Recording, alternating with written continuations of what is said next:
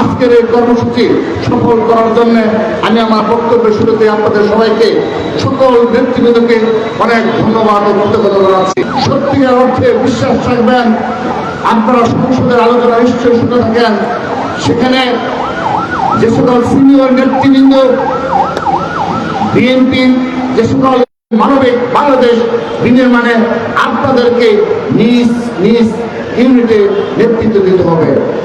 সেজন্য হতাশার কোনো স্থান নেই। আমরা যে বলেছি আমাদের মাত্র 5 মাস অতিবাহিত হয়েছে, এই 5 মাসে আপনারা লক্ষ্য করে দেখুন, তারা অকপটে স্বীকার করবে যে বিগত 2 যুগের সময়ে সবচেয়ে সফল রাষ্ট্রনায়ক হিসেবে আবির্ভূত হয়েছে জনাব তারেক রহমান। এটি এখন ছাত্রদলকে বলতে হয় না, তিনি তার বিনয়ী এবং শুধুমাত্র রাষ্ট্র চিন্তা নিয়ে যে ধরনের পরিকল্পনাগুলো জনগণের সামনে পেশ করছেন এবং দিন রাত শুধুমাত্র জনগণের জন্য তার জীবনের সময়গুলো অতিবাহিত করছেন, সেহেতু আমরা সফল। আমরা তো বিগত 15.5 বছর এই ছাত্রদল এই দৃশ্য দেখার জন্য আমরা রাজপথে ছিলাম। আমরা চেয়েছিলাম একটি বেশিরভাগ মুক্ত বাংলাদেশ, যেখানে আপনারা ঘুমাবেন, বাসায় পুলিশ গিয়ে আপনারা ধরে নিয়ে যাবেন না, বাসায় আইন শৃঙ্খলা গিয়ে রক্ষাকারী বাহিনীর সদস্যরা গিয়ে আপনাকে গুম করে ফেলবে না। আমরা সেই পরিবেশ পেয়েছি। আমাদের অনেক সময় পড়ে রয়েছে, আমাদেরকে অনেক সময় ধৈর্য ধরতে হবে, সৎ জীবনযাপন করতে হবে এবং অবশ্যই মনে রাখবেন, অবশ্যই সংগঠন আপনার পাশে অবশ্যই অবশ্যই থাকবে ইনশাআল্লাহ। আপনারা সাময়িকভাবে ভাবতে পারেন যে এই 5 ভাবতে পারেন যে কেন এই 5 মাসে অতীত আমরা অনেক কিছু দেখেছি, এখন কেন দেখছি না। আমরা কথা দিচ্ছি, আমরা সৎ পথে থেকে এবং যতটুকু বিগত 15.5 বছরে বঞ্চিত করা হয়েছে, যার প্রাপ্য যোগ্যতা থাকা সত্ত্বেও বঞ্চিত করা হয়েছে, আমরা কথা দিচ্ছি এবার আপনাকে আর কোনোভাবে বঞ্চিত হবে না পারে ইনশাআল্লাহ। আপনাদের নিজ নিজ ক্ষেত্রে প্রতিষ্ঠিত হওয়ার জন্য আমরা আমাদের সামর্থ্য সবটুকু ঢেলে দেবো ইনশাআল্লাহ। শুধু কথাই নয়, কাজের প্রমাণ পাবেন, অপেক্ষা করুন। সেজন্য আমি আমার অবস্থান থেকে আপনাদের অনেকের বক্তায় এই বক্তব্যটি রেখেছেন বিদায়, আমি এই সকল নেতৃবৃন্দকে আপনাদের ধৈর্য সহকারে এই দেশ গড়ার কাজে লিপ্ত হওয়ার জন্য নিঃস্বার্থভাবে আমি আহ্বান জানাচ্ছি। প্রিয় উপস্থিতি, আজ শহীদ আবু সাঈদ সহ 16 জুলাই 2024 এই বেগম রোকেয়া বিশ্ববিদ্যালয়ের এই গেটের সম্মুখে এই হাসিনার লেলিয়ে দেওয়া আইন শৃঙ্খলা রক্ষাকারী বাহিনীর কিছু বিপদকামী সদস্য আবু সাঈদকে এখানে গুলি করেছিল। সেই আবু সাঈদের সাথে এই প্রান্ত থেকে এই প্রান্তের আমার এই ছাত্র দলের অনেক নেতা কর্মী তার সাথে ছিল। আবু সাঈদকে ধরে যখন এই রাস্তায় পাশে নিয়ে যাওয়া হয়, তখনও তার পাশে ছাত্র দলের নেতা কর্মীরা ছিল। আমি একটি বিষয় স্পষ্ট করতে চাই, আপনারা সবার স্মরণে রয়েছে শহীদ আবু সাঈদের যে বিপ্লবী চেতনা, তার মাঝে যে দেশ করার দেশপ্রেমের যে অগাধ,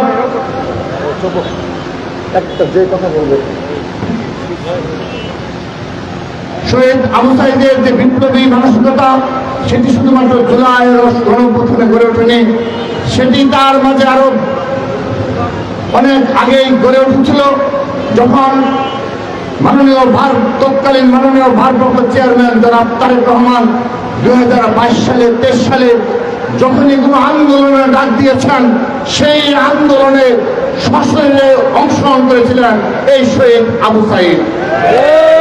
রংপুর বিভাগীয় বিএনপির সমাবেশে তিনি শুধু অংশগ্রহণ করেননি, তিনি সোশ্যাল মিডিয়াও প্রকাশ করেছিলেন।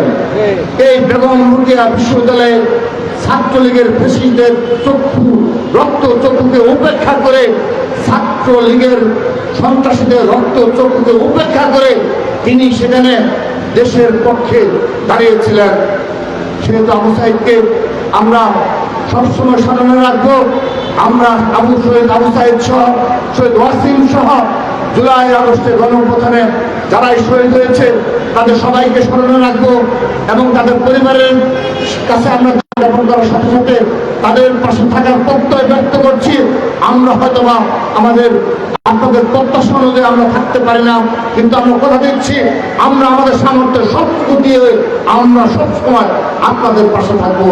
ছাত্রদল সবসময় এই জুলাই যোদ্ধাদের পাশে থাকবে।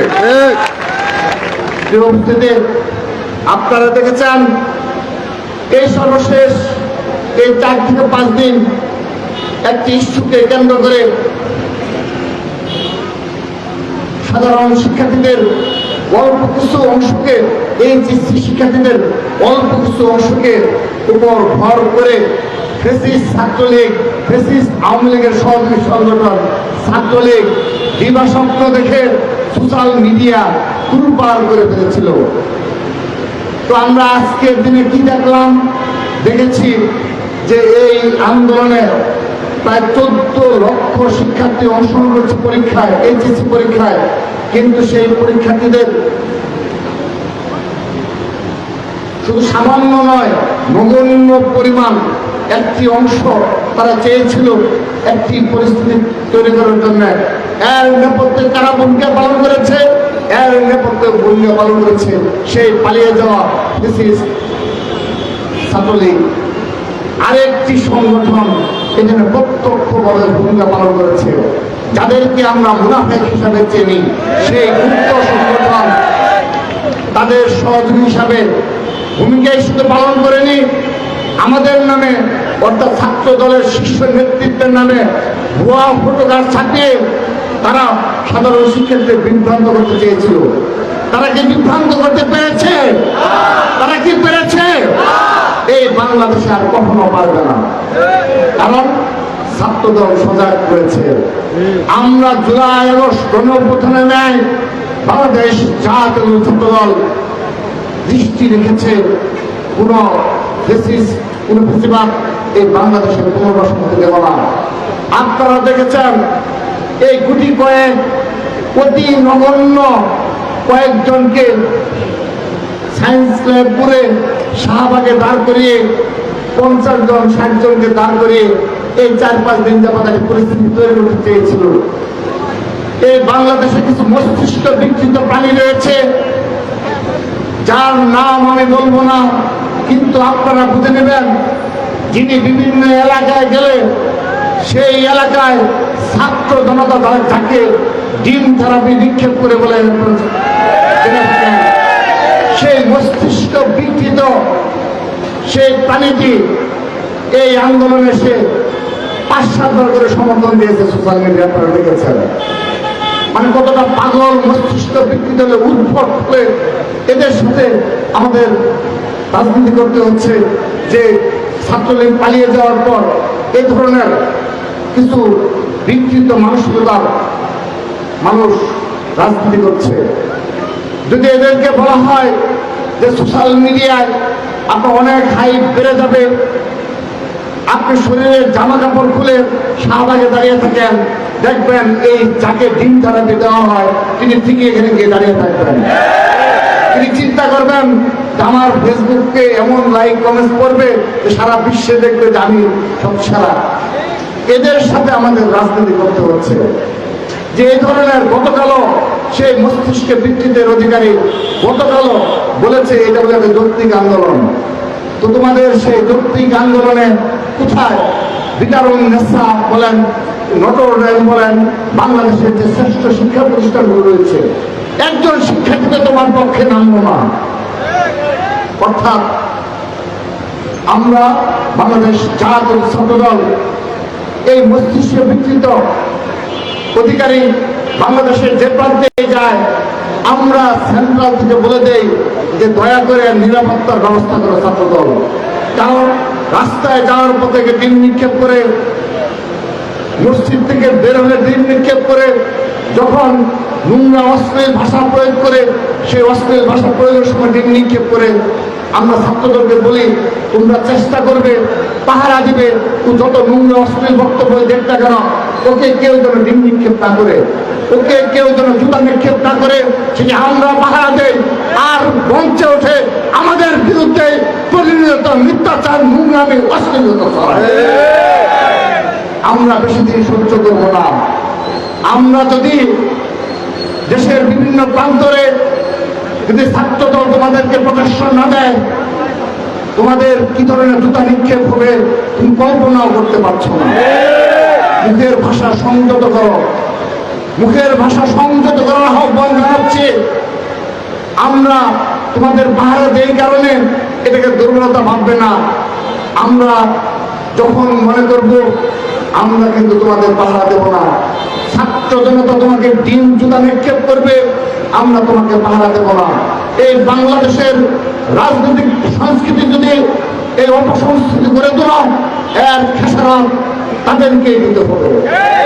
আজকের এই ছাত্র সমাবেশ থেকে তাদেরকে আহ্বান জানাবো, সঠিক গতিপথে ফিরে এসে নোংরামি এবং অশ্লীলতা ছেড়ে, সোশ্যাল মিডিয়ার অব্যাহত প্রবণতা নোংরামি ছেড়ে দয়া করে জুলাই আগস্ট গণঅভ্যুত্থানের যে স্পিরিট ছিল, যে চেতনা ছিল, সেগুলোকে ধারণ করার আহ্বান জানাই। সেগুলো ধারণ করে বাংলাদেশের রাজনীতি করার আহ্বান জানাই। যদি সেটি না করা হয়, ইতিহাসের অতল গহ্বরে হারিয়ে যাবে। লিখে রাখেন, একমাত্র টিকে থাকবে বাংলাদেশ জাতীয়তাবাদী ছাত্রদল। যুগে যুগে টিকে ছিল, যুগে যুগে টিকে থাকবে, যুগে যুগে নেতৃত্ব দেবে। আমাদের যাওয়ার কোনো পথ নেই, তোমাদের পালানোর পথ রয়েছে। বাংলাদেশ জাতীয় ছাত্রদলের কোনো পালানোর কোনো পথ নেই। সেহেতু এই বাংলাদেশের ছাত্র সমাজকে নিয়ে আমরা রাজনীতি করব। তুমি যতই অপূর্ণতা চালাও না কেন, যতই অন্যায় আমাদের প্রতি করা হোক না কেন, আমরা সেগুলো নীরবে সহ্য করে আমরা আমাদের ন্যায় রাজনীতি করে যাব। আমি আজকে বেগম রোকেয়া বিশ্ববিদ্যালয়, এই রংপুর বিভাগের একটা ঐতিহ্যবাহী শিক্ষা প্রতিষ্ঠান, আরেকটি বিশ্ববিদ্যালয় হলো হাজী রমেশ বিজ্ঞান ও প্রযুক্তি বিশ্ববিদ্যালয় সহ কারমাইকেল সরকারি কলেজ সহ আরো অসংখ্য শিক্ষা প্রতিষ্ঠান রয়েছে। সেই শিক্ষা প্রতিষ্ঠানগুলোতে আমি সাধারণ শিক্ষার্থীদের উদ্দেশ্যে বলছি, বিগত প্রায় জুলাই আগস্ট গণঅভ্যুত্থান পরবর্তী এই 2 বছরের ছাত্র দলের একজন নেতা কর্মী কিংবা সমর্থককে একটি গণরুম কিংবা গেস্ট রুম চালু করেছে কোথাও? কারণ রুম দখল করেছে, জোরপূর্বক ভাবে কোনো ছাত্রের পাশে অবস্থান করছে। তাহলে কেন এত অপপ্রচার, কেন এত নোংরামি, কেন এত মিথ্যাচার, কেন এত সোশ্যাল মিডিয়ায় আমাদের নামে অপপ্রচার চালানো হয়?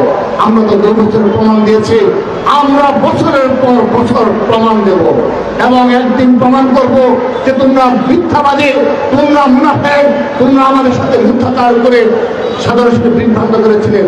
সর্বশেষ একটি বক্তব্য রেখে আমি আমার বক্তব্য শেষ করছি। আপনাদের মনে রয়েছে জুলাই আগস্ট গণঅভ্যুত্থানের পরবর্তী বাস্তবতায় ঢাকা বিশ্ববিদ্যালয় সহ বাংলাদেশের সবচেয়ে বড় পাবলিক তার বিরুদ্ধে আমরা অবস্থান নেই।